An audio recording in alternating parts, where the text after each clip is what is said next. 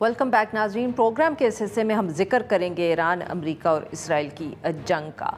पिछले 2-3 दिनों में हमने देखा कि एक तरफ तो जिसको हम लड़ाई कह सकते हैं उसमें शिद्दत आई क्योंकि बात यहाँ तक पहुँची कि ईरान ने अमेरिका के जहाज़ भी गिराए, उनके अमेरिकन 1-2 पायलट भी जो हैं कहा जा रहा है कि उन्होंने जब इजेक्ट किया तो वो ईरान में ही गिरे और फिर उनको वहाँ से रेस्क्यू भी किया गया।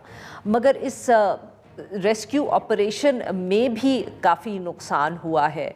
उसकी भी जो एक कोई एयर स्ट्रिप या एयर फील्ड इस्तेमाल किया गया ईरानी टेरिटोरी में, वहाँ भी अमेरिका के बहुत से जो हम कह सकते हैं हार्डवेयर था उसको नुकसान पहुँचा।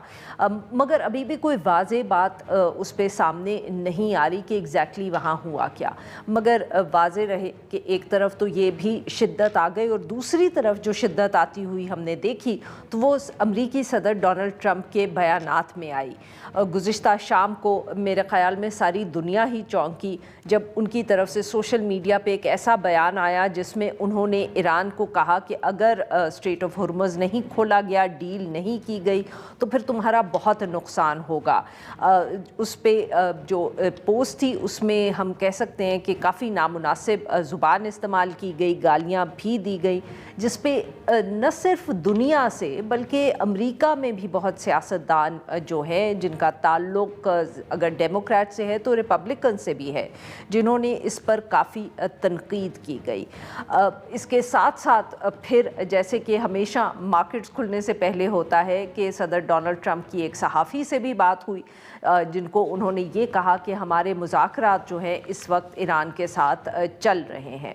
उन्होंने कहा हो सकता है कि पीर तक शायद मुआहिदा भी हो जाए। ये भी बात सामने आई। इसके साथ साथ 2-3 कहानियाँ भी आईं कि एक दफ़े फिर कोशिशें हो रही हैं पाकिस्तान की तरफ से। तो खैर हमेशा से ही कोशिशें हो रही हैं, मगर इस वक्त ये भी कहा गया कि रशिया और चीन की तरफ से भी अब कोशिश की जा रही है कि ईरान और अमेरिका के दरमियान गुफ्तगू हो जाए, बातचीत हो जाए ताकि जंग बंदी की तरफ मामला बढ़े। बयानात भी सामने आए हैं इस हवाले से, उनकी फ़ोन पर रब्ता भी हुआ है ईरान से। जो ईरानी अहदेदारान हैं उनकी तरफ से भी ये पैगाम सामने आया है कि जंग बंदी के हवाले से तजावीज़ जो हैं वो उनको मिली हैं और वो कह रहे हैं कि हम इस सारे मामले को देख रहे हैं। ये सारी सूरत हाल है और इस पे बात करने के लिए आज हमारे साथ मौजूद हैं डॉक्टर आशफी साहब, सीनियर तज्ज़ियाकार हैं, ईरान से हमें ज्वाइन कर रहे हैं। और हमें ज्वाइन किया अनवर इकबाल साहब ने, सीनियर सहाफ़ी हैं, हमारे कॉलीग हैं, डॉन अखबार से वाबस्ता है, वाशिंगटन DC से हमें ज्वाइन करें। Welcome to the show gentleman. जी डॉक्टर राशिद नकवी, आपसे गुफ्तगू का आगाज़ करेंगे। सर पहले अगर हम बातचीत के हवाले से बात कर लें तो ये तस्दीक तो हो गई है कि कुछ ऑफ़र्स हैं जो इत्तेहादियों के, आपके दोस्तों की तरफ से आपको आपकी हुकूमत को मौसूल हुई हैं। What is the government now thinking about it?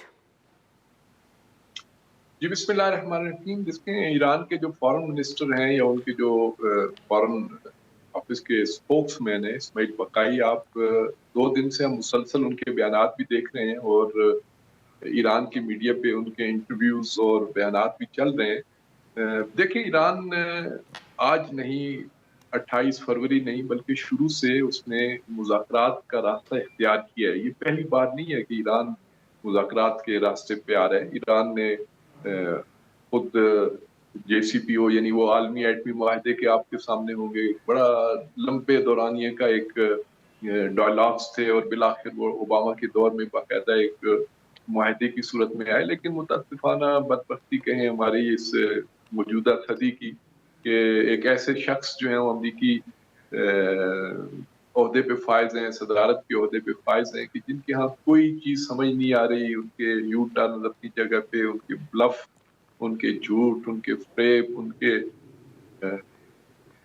बदज़बानी और बाजारी ज़बान और धमकियाँ और क्या क्या पैरल उसको कहा जाए। तो सारी रोशनी में ईरान तो हमेशा मुज़ाकरात की बेस पे आता रहा है और अब भी उसके यहाँ ये आमादगी पाई जाती है। लेकिन जो असल तहफ़्फ़ुज़ात हैं वो ये हैं कि पिछले 2 मुज़ाकरात में उनको मुज़ाकरात के दौरान जारहियत का निशाना बनाया गया। अब कोई भी मुज़ाकरात के इस प्रोसेस में दाखिल होने की जुर्रत नहीं कर सकता। अवाम का भी बहुत दबाव है और खुद हुकूमत के अंदर भी ये चीज़ मौजूद है कि एक बार फिर उसी प्रोसेस को दोहराया जाए, फिर ज़ीरो से काम शुरू किया जाए, फिर मुज़ाकरात में बैठा जाए और फिर हम पे हमला हो, फिर अमेरिका और इसराइल ताज़ा दम हो कि फिर दोबारा हम पे हमलावर हों, हम फिर एक कुर्बानियों का एक ना रुकने वाला सिलसिला दोबारा दें। तो इस तनाज़ुर में अगर देखा जाए तो मुज़ाकरात के ज़ाहिरी जो पैटर्न है उसके तो खिलाफ नज़र आते हैं। लेकिन साथ-साथ ये बातें भी चल रही हैं कि अगर अदम जाहरियत का और मुस्तकिल बुनियादों पे अगर कोई मुआहिदा तय पाता है तो उसके लिए मुज़ाकरात किए जा सकते हैं और उसमें अवाम का भी माफ़ यही करिएगा सर, कहना है मुझे और अनवर साहब की तरफ जाना है। मैं आपकी बात यहाँ काट रही हूँ, बट सर ये तय करने के लिए कि जारियत अगली मर्तबा ना हो, कोई गारंटीज हो, क्या ईरान में ये सोच पाई जाती है कि जब तक मेज़ पर नहीं बैठेंगे, गुफ्तगू नहीं करेंगे, तो शायद जो आपका मौक़िफ़ है इसको आप इस कम्युनिकेट भी ना कर पाए? देखें ये कोई अब नई बात नहीं है ना कि पहली दफ़ा तो ये एजेंडे पे चीज़ें नहीं आ रही, ये तो 2 ठीक। दफ़ा हो चुका है। अब अगर सिर्फ इस मौजू पे बैठने हैं कि भाई अब नाए हुर्मुज़ को खोल दिया जाए, फिर तो ये और बात है। अगर तो वही पुराने जो अमेरिका के मुतालबात हैं, जो वो 15 निकात पे मुश्तमिल थे, जिसमें एटमी प्रोग्राम था, मिसाइल प्रोग्राम था, उसके अंदर ईरान की तरफ से जो है वो मुख्तलिफ जो उनके मुज़ाहमती बुलाग के जो ग्रुप्स हैं, उनकी हिमायत न करने का और एक लंबा बिल्कुल वो ठीक। 15 जो पूरे के पूरे हैं।